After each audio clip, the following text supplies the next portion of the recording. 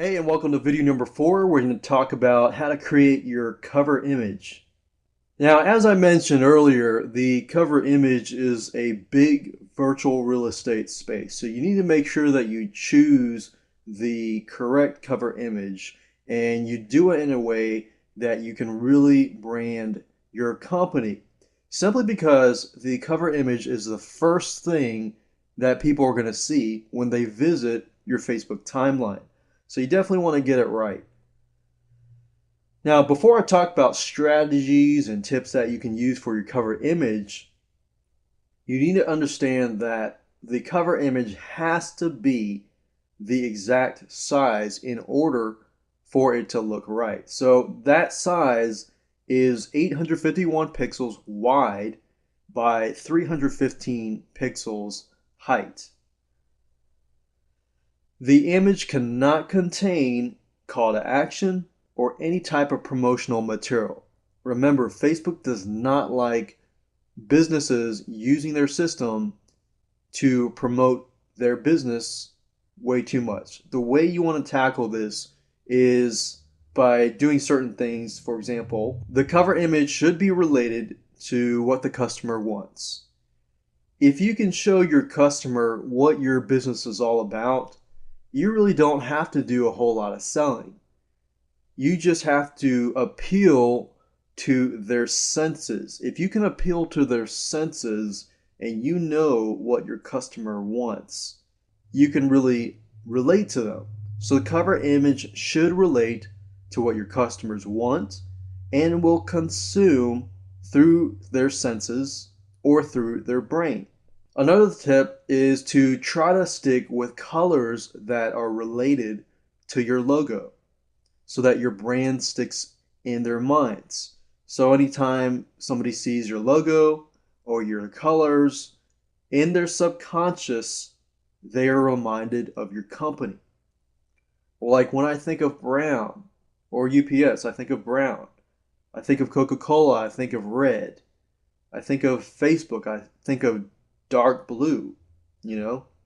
Then here's the key. Because you cannot add any type of promotional material, you can, however, add the URL somewhere in there as a watermark or in the logo.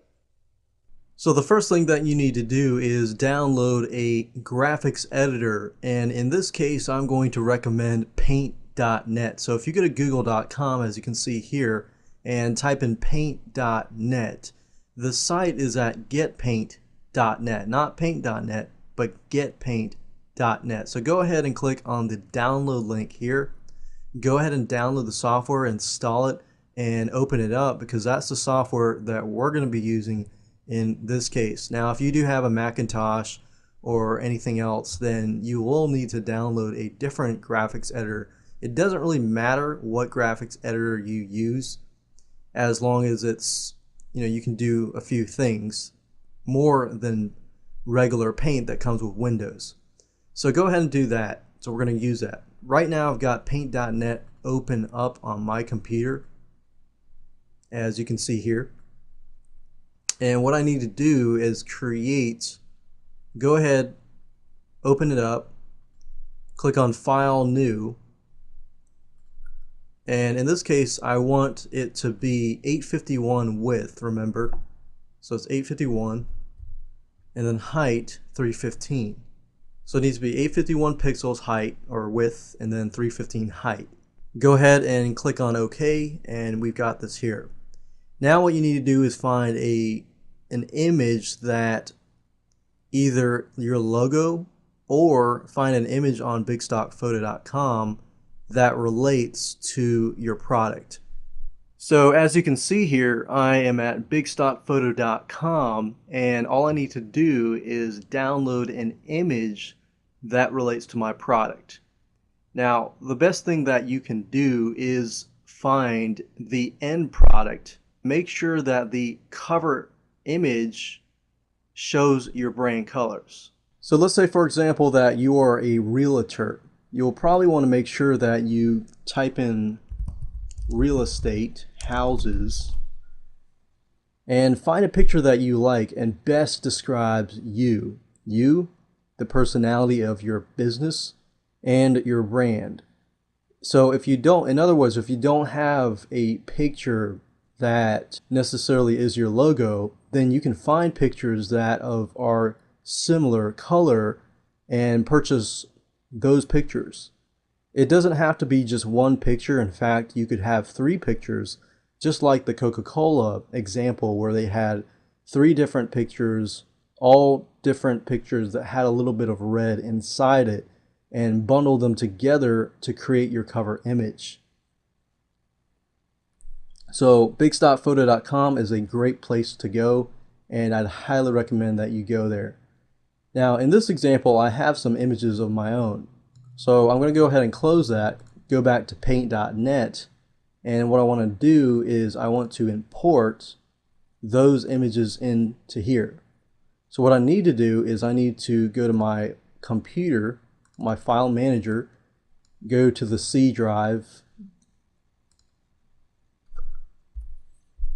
and let's say, for example, that my business is a video production business, or a film or something.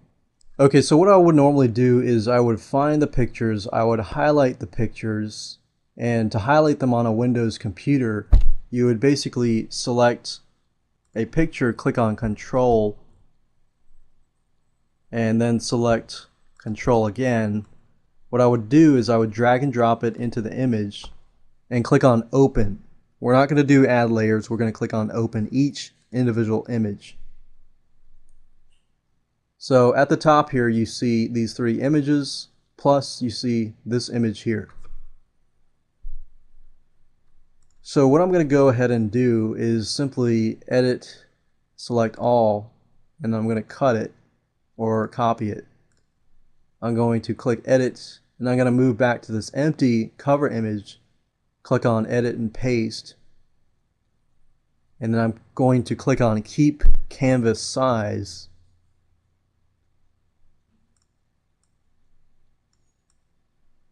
And basically what I want to do is just minimize this picture so that it becomes a part of the big picture. And you see these handlebars, these little circles and squares, they allow you to expand the picture. In fact, I could just put 2 pictures in here if I want to. So let's say, for example, that I want this picture as well. So I go back over here, click on edit, select all, edit, copy. I go back over to this cover image, click on edit, paste, into new layer, keep canvas size, and just minimize it. Keep minimizing it, and there we go. We can also put this guy here, click on edit, select all, edit, copy, go back to cover image, click on edit, paste, click on keep canvas size, and minimize this. Keep minimizing it. Okay, so before we continue, I'm going to click on this tool and click on here. Click on text tool, and let's say we're going to put the URL here.